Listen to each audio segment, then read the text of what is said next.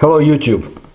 I will continue my videos about Soviet intelligence services. It's a subject that I have collected a lot of interesting information about, and time from time I do put out videos about it. So today I want to take a look at why in the West all Soviet models, fashion models, were considered to be KGB spies. Soviet models, the stars of world podiums, protagonists of enthusiastic publications in Western magazines, they received salaries of low-skilled workers in the USSR. They sorted potatoes at vegetable depots and were under the close attention of the KGB. The official salary of Soviet fashion models in the 1960s was about 70 rubles, the rate of the railroad worker. Only the janitors made less. The very profession of a model was also not considered the limit of someone's dreams. For example, Nikita Mikhalkov, famous Soviet and Russian actor and producer who married model Tatiana Solovyova, said for several decades he was saying that his wife worked as a translator. The backstage life of Soviet models remained unknown to the Western public. The beauty and grace of girls for the top of the USSR was an important card in relations with the West. Nikita Khrushchev, Soviet leader in the 1960s, understood perfectly well that beautiful models and talented fashion designers could create a new image of the USSR in the eyes of the Western media. They will present the Soviet Union as a country where beautiful and intelligent women with good taste live, who know how to dress no worse than Western stars. Clothes designed in the Soviet house of models never went on sale, and the worst curse in fashion circles was considered this: to have your fashion line introduced into the Soviet factory. Elitism, closeness, even provocativeness, everything was not to be found on the streets in the Soviet Union, flourished there, blossomed inside that house of models. And all the clothes embodying these features and sewn from the expensive fabrics were sent to international exhibitions and to the wardrobes of the wives and daughters of the members of the Communist Party elite. Of course, servants of the people had to have the best. The beautiful weapon of the Kremlin, that's how model Regina Zbarskaya was named by the French magazine Paris Match. Zbarskaya was shining like a star at the International Trade and Industrial Exhibition in 1961. It was her appearance on the podium that overshadowed both Nikita Khrushchev's speech and the achievements of the Soviet industry. Zbarskaya was admired by Fellini, Cardin, and Saint Laurent. She flew abroad alone, which was unimaginable in those days. Alexander Sheshunov, who met Zbarskaya already in those years when she worked for Vyacheslav Zaitsev, famous Soviet and Russian fashion designer, and did not go to the podium. He recalls that she flew even to inaccessible Buenos Aires with several suitcases of clothes. Her belongings did not pass customs inspection. The media called her Khrushchev's slender messenger, and the Soviet employees of the House of Models almost openly accused her of having ties with the KGB. There were rumors that Regina and her husband hosted dissidents at home and then denounced them. And now some researchers say that the opaqueness or vagueness of Zbarskaya's biography is explained by the fact that she was trained as an intelligence agent almost from the childhood. So Valery Malovany, retired KGB Major General, wrote that her parents were actually not an officer and an accountant, but undercover intelligence agents who had worked in Spain for a long time. In 1953, Regina, who was born in 1936, already knew 3 foreign languages, skydived and was a master of sports in sambo. the excellent Soviet martial arts. In my youth, I studied some of it, as it was actually open for all teenagers at the Dynamo Stadium, and it did help me later in life to an extent. Rumors about the connection with the KGB went not only about Zbarskaya. All models who went abroad at least once began to be suspected of having ties with the special services, meaning Soviet intelligence services.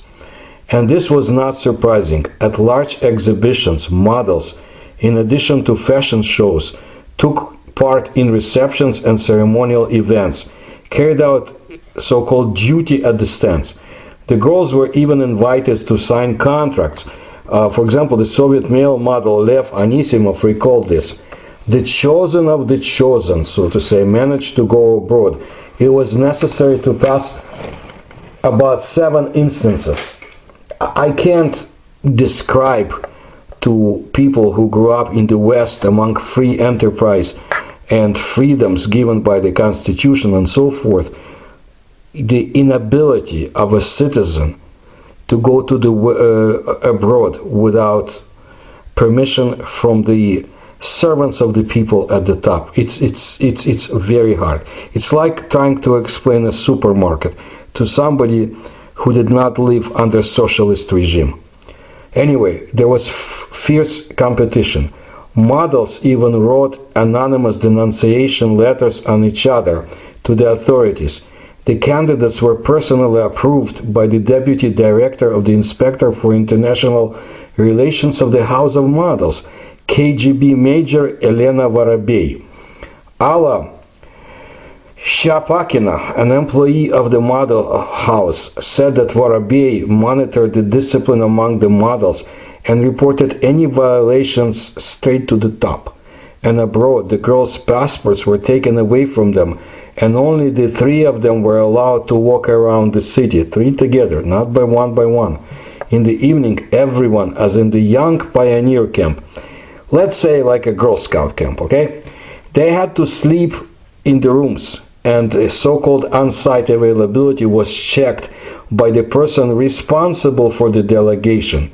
But the models escaped through the windows and went for a walk. In luxurious areas, girls stopped at shop windows and sketched the silhouettes of fashionable outfits. Look, for 4 rubles for business trips per day, you can buy only so many souvenirs for families, and you had to, because you were going abroad where goods are very available. It's hard to explain when there are no goods at all. Maybe the current shortages in some of the Western countries can a little bit show you what it means to have empty shelves continuously and lack of common goods that are needed, basic goods, while the spaceships are flying to Mars and Venus and glory of communism building is on.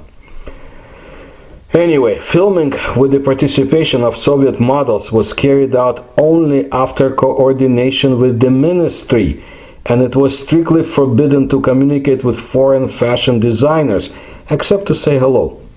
Everywhere there were so-called art historians in civilian clothes, who made sure that the unauthorized conversations were not conducted. I'm referring to the KGB, of course.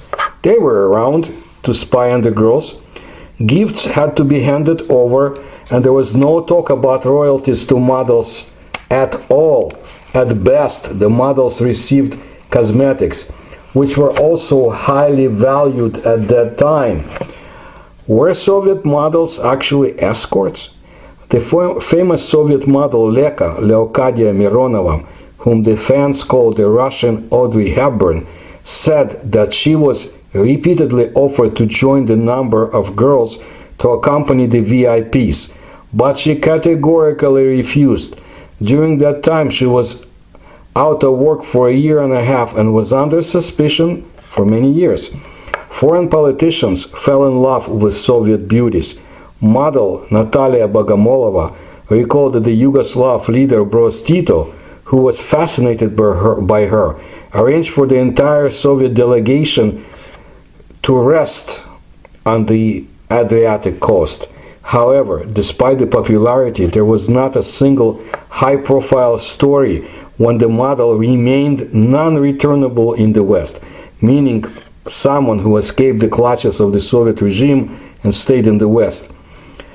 Perhaps one of the not very well-known models chose this method. Sometimes they remember a certain model who remained in Canada. All the famous emigre models left legally through marriage. In the 1970s, Regina Zbarska's main competitor, the dazzling blonde snow maiden Mila Romanovskaya, emigrated to England with her husband. Before leaving, the KGB had a conversation with her in a building on the Lubyanka, that's their center, where their headquarters is. They hinted about the desirability of leaving the country only to Galina Milovskaya, who became famous after a photo shoot on the Red Square and in the Armory. In this series of pictures, a photo was considered immoral, in which Milovskaya was sitting on a paving stone in slacks, with her back to the mausoleum where Lenin's body still remains. It was followed by a picture published in the Italian magazine Espresso, next to a Soviet poet's forbidden poem, forbidden in the USSR but smuggled to the West. As Akhotnikov, deputy head of the Central Committee of the Communist Party, reported in the Central Committee of the party. The poem is accompanied in the magazine by a series of photographs about the life in the Soviet artistic community. The series includes a photo on the cover of the magazine of the Moscow fashion model Milovskaya, painted by the artist Anatoly Brusilovsky, a photo of Milovskaya in a blouse of a nude style. This turned out to be the last straw. The model went abroad, where she successfully worked professionally and then married a French banker. If before her departure she was called Russian Twiggy, then after that she was called Solzhenitsyn of fashion. Even if the models did not go to bed with prominent foreigners, they had to memorize almost verbatim all the conversations and write detailed reports about them. Usually the girls selected for trips spoke several foreign languages and were very sociable. The historian of the special services, meaning Soviet spy agencies, Maxim Tokarev, believes that the acquaintances were then used to lobby for lucrative deals. If unauthorized contacts were detected, the model and her family could face reprisals. This happened to Marina Iyevleva, whom Rockefeller's nephew fell in love with. He wanted to marry her. He came to the Soviet Union several times, but the authorities made it clear to the model that if she left, her parents would face a difficult fate. Not all models had a happy fate after the fall of the Iron Curtain. The podiums were filled with young competitors, and models from the former USSR ceased to be a Russian miracle. I wanted to bring up this episode to your attention so you will understand what those freaking progressive socialist regimes do to people. This was not only in my motherland, but it's also the same in other countries where the so-called servants of the people gain control. And I see the same happening in other countries. By the way, it's not much different from National Socialism in Germany of the 1930s and 1940s too. The ideas are pushed down people's throats every day. By the way, I saw this on American college campuses where social sciences professors glorified the regime I escaped from. I wish they would live under that regime and stay in food lines and get this bloody propaganda every day into your head, and you cannot do anything but, if you're lucky, just once in a while be able to listen to Voice of America, BBC, or some other foreign stations that were being jammed. See, we didn't know that such idiots could teach students, but they do. Useful idiots, as Vladimir Lenin, Soviet dictator, called such people. And then there is Hollywood. That's where the semi-literate, greedy, obnoxious producers and feeble-minded scriptwriters create friggin' masterpieces, so to say. Many people gain knowledge of the world by watching their movies. It's not even the ideology they force on you. But it started to remind me of the Soviet propaganda.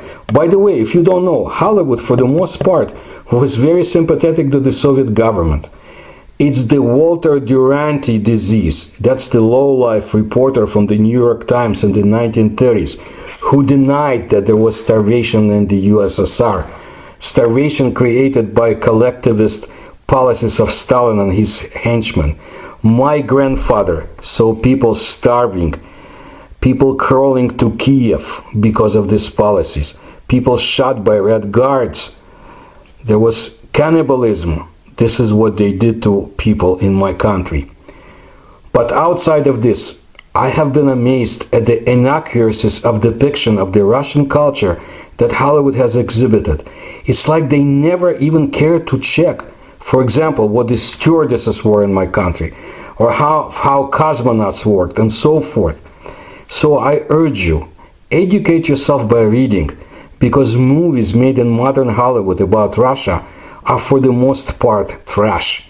And understand that those who promulgate pompous ideas on American morning news shows are very much the same in their overall development, educational and mental. Of course, they're not the only ones in the world to be such.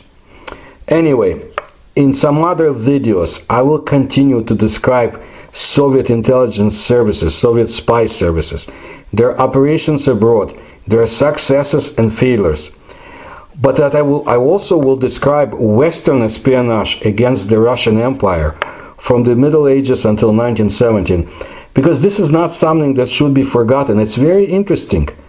This, secret warfare, the big game and so forth, and the empires clashing. Thank you for your attention again. If you can support my channel, you will find links in the description to this video.